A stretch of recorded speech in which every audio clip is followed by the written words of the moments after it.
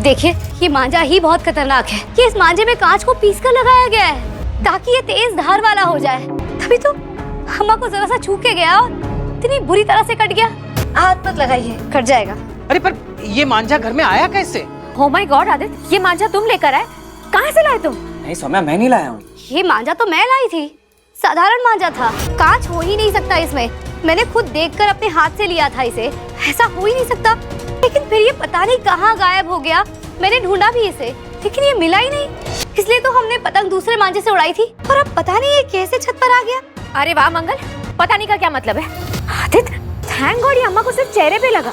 थोड़ा सा नीचे लगता, गले पे लगता तो गला कट सकता था अम्मा का। अंकल तुम इतनी लापरवाह कैसे हो सकती है? क्यों लाई तुम ये मांझा? छत के पापा, मैंने कहा ना कि खरीदते वक्त मैंने खुद ही से अपने हाथों से चेक किया था। ऐसा नहीं था ये। और फिर ये अचानक से गायब भी हो गया। छत पे कैसे आया ये? वाह, गायब हो गया, फिर तेज हो गया, फिर अपने आप। तो फाइनली मंगल और आदित्य वापस आ गए हैं भाई श्रीलंका से और देख रहे हैं हम किस तरीके की सौम्या चाल चल रही है। हमने देख ही लिया था भाई कुसुम अब कुछ अलग ही तरीके से बिहेव कर रही है मंगल से। यहाँ पर वो बात करने को तैयार नहीं और भाई मंगल को भी समझ में नहीं आ रहा कि ये क्या अचानक से हो गया है अम्मा को, और मेरे से बात ही नहीं कर रही है। मैं इतने दिन बाद लौटी हूँ, पूछे तो कैसी हूँ मैं, क्या हुआ, कैसे हुआ, लेकिन यहाँ पर भाई वो उसकी जो ट्रॉफी होती है ना वो भी नहीं देखती है और किसी तरीके से वो किचन में आ जाती है। या किचन में मंगल आती भी है, पूछती भी है, लेकिन वो कुछ भी बोलने को तैयार नहीं होती और हम देखेंगे कि वो रोने लगती है आती और आदित्य के गले मिलकर रोती हैं और भाई आदित्य बहुत घबरा जाता है और सारा इल्जाम मंगल के ऊपर आ जाता है। अब वो सौम्या को पूछता है तुमने कुछ कहा है, तो वो बोलती कि नहीं मंगल के पास से आ रही है, मंगल ने जरूर कुछ बोला होगा।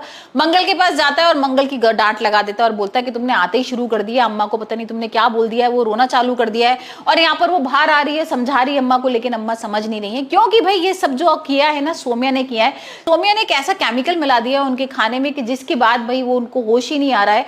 हमने देख भी लिया था ना कि सौम्या ने धक्का भी दे दिया था यहाँ पर और वो गिर गई थी नीचे और सारे लोग बहुत परेशान हो गए थे।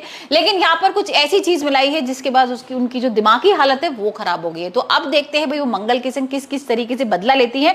मतलब यहाँ पर मंगल को घर से निकालने के लिए तैयार हो गई है, मंगल से डर रही है और कह रही है कि मंगल ही है जो मेरे को मार सकती है और इसने भाई मुझे मारने की कोशिश भी की है। तो यहाँ पर आदित्य उसको घर से बाहर निकाल देगा। लेकिन अब देखेंगे कि मंगल किस तरीके से ये पर्दाफाश करेगी कि सौम्या ने क्या कुछ किया है। वहीं हम देख रहे हैं कि जो गायत्री है वो जिंदा है, अभी तक मरी नहीं है। अभी तक लग रहा था ना कि उसका भूत वूत लक्ष्मी के अंदर आ गया, लेकिन ऐसा कुछ भी नहीं है। लक्ष्मी किसी तरीके से भाई गायत्री को बचा लेगी और यहाँ पर गायत्री और लक्ष्मी मिलकर अब करेंगे जिया का पर्दाफाश।